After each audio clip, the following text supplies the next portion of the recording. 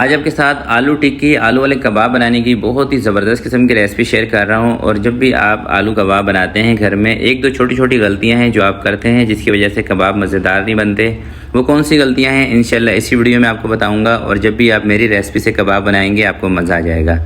तो चलिए मिलकर बनाते हैं। बिस्मिल्लाहिर्रहमानिर्रहीम। सबसे पहले देखिए, आपने 4 से 5 आलू लेने हैं और इसकी स्किन को उतार के फिर आपने इसको बॉयल कर लेना है। ठीक है, अगर आप कबाब बनाना चाहते हैं आलू के तो थोड़े से आपने आलूओं को खड़ा रखना है, बिल्कुल अच्छी तरीके से नहीं गलाना है क्योंकि जितना ज़्यादा आप आलूओं को गलाएंगे इसके अंदर पानी भर जाता है। ठीक है, थोड़े से आलू खड़े हों, इसका चूल्हा बंद कर दें और स्किन उतार के आलूओं को आप बॉयल करेंगे ना तो इसके अंदर जो स्टार्च होता है ना, जो लेस होती है, वो चीज़ ख़त्म हो जाती है।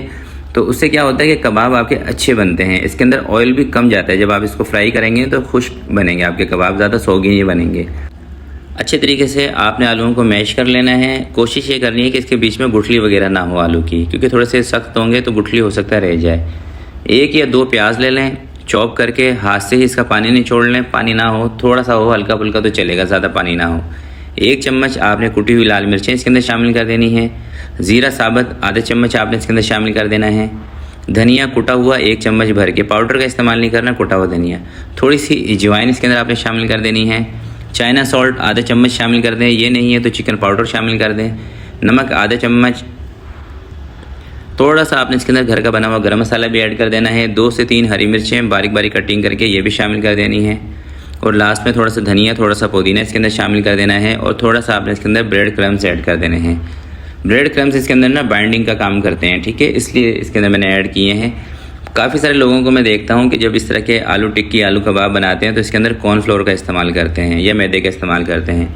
मगर मैं मैदा कॉर्नफ्लोर इसमें ऐड करने से आपको मना करूँगा, क्योंकि उससे ना जायका ख़राब हो जाएगा आपके कबाब का। अगर पहले आप करते हैं तो एक मरतबा आप इस वाली रेसिपी को भी ट्राई करके देखिएगा, इंशाल्लाह उससे काफ़ी बेहतर आपको रिजल्ट मिलेगा। तो शुरू में आपने थोड़े से ब्रेड क्रम्स डालने हैं। अगर आपको ये महसूस हो कि अभी भी कबाब का जो मिक्सचर है ये थोड़ा सा पतला आपको लग रहा है, कबाब सही बाइंडिंग में नहीं आएंगे, तो थोड़े से ब्रेड क्रम्स आपने इसके अंदर और डाल देने हैं। सही है, ये तकरीबन आधा कप के करीब ब्रेड क्रम्स इसके अंदर मैंने ऐड कर दिए हैं। अच्छी तरह से इसको मिक्स कर लें। उसके बाद इसका नमक चेक कर लें, कम लग रहा हो तो अभी आप इसके अंदर थोड़ा सा नमक ऐड कर सकते हैं। ठीक है, अगर मिर्चें भी कम लगें तो थोड़ी सी कुटी हुई मिर्चें और आप अपने हिसाब से इसमें डाल सकते हैं। अब जो कबाब मेकर होता है उससे आप इसको कबाब की शेप दे लें या आप इसको मैनुअली हाथ से ही बना सकते हैं। और सबसे ख़ास बात ये देखें कि इसका जो मिक्सचर है ना ये पतला नहीं है। कबाब का मिक्सचर पतला होगा तो एक तो आपको फ्राई करते टाइम भी परेशानी होगी, दूसरा ये है कि कबाब आपके सोगी बनेंगे। और मिक्सचर जब भी पतला होता है जब आप आलूओं को ज़्यादा गला देते हैं। एक तो छिलके के साथ आलूओं को गलाते हैं जिसकी वजह से उसके अंदर लेस बाकी रहती है। दूसरा ये है कि आप चूल्हे के ऊपर रख के भूल जाते हैं।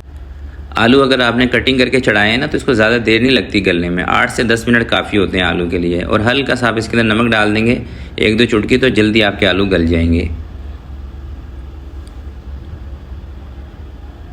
तो इसी तरह से खूबसूरत से कबाब एक दफ़ा रेडी कर लेते हैं। तो ये देखें, सारे कबाब मैंने बना लिए हैं। आप चाहें तो इसको स्टोर करके भी रख सकते हैं किसी भी एयर टाइट बॉक्स में डालकर। अब इसको फ्राई करते हैं। फ्राई इसको आपने करना है अंडा लगा के। 1 या 2 अंडा तोड़ लें, उसके अंदर कबाब को डिप करें। और बहुत ज़्यादा ठंडे तेल में आपने इनको फ्राई नहीं करना। अगर ठंडे तेल में आप इसको फ्राई करेंगे तो भी ना आपके कबाब सौगी हो जाएंगे, क्योंकि इसके ऊपर हमने अंडा लगाया हुआ है। और बहुत ज़्यादा ऑयल का टेम्परेचर तेज़ भी ना हो, ये नहीं कि आपने कबाब डाले और फ़ौरन से ही अंडा जल गया या उसके ऊपर कलर आ गया। तकरीबन 2 से 3 मिनट लगने चाहिए, कबाब इंशाल्लाह बेहतरीन बनेंगे। 2 से 3 मिनट में जब बेहतरीन सा कलर इसके ऊपर आ जाएगा आपने इनको बाहर निकालना स्टार्ट कर देना है।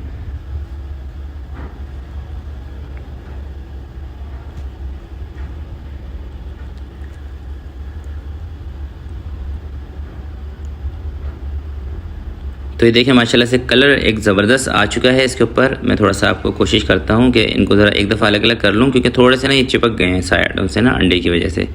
ये देखें ज़बरदस्त कबाब फ्राई हो चुके हैं। और जब भी आप इस तरह के कबाब फ्राई कर रहे हो, कोई समोसे रोल वगैरह फ्राई कर रहे हो, तो जब इनको ऑयल से बाहर निकालने की बारी आती है ना उस टाइम पे चूल्हा नीचे से तेज़ रखा करें, जैसे मैंने रखा हुआ है। देख रहे हैं आप बबल्स कितने आ रहे हैं इसके अंदर से।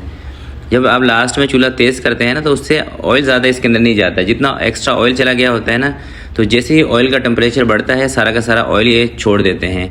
और इस तरह की फ्राई वाली चीज़ों को आप बाहर निकाल के स्टैनर के ऊपर लाजमी रखा करें। ठीक है, स्टैनर पे रखने से क्या होता है कि इसका जो ऑयल है वो निकल जाता है। 5-10 मिनट स्टैनर के ऊपर पड़े रहेंगे ना गरम गरम कबाब, जितना एक्स्ट्रा ऑयल होगा वो निकल जाएगा। एक तो आपने फ्राई करते टाइम चूल्हा थोड़ा सा तेज़ रखा है लास्ट में, और दूसरा आपने इसको इस तरह से स्टैनर पर निकाल दिया। तो सारे कबाब मैंने फ्राई कर लिए हैं। साथ में आपने इसके बना लेना है दही का रायता, ग्रीन रायता।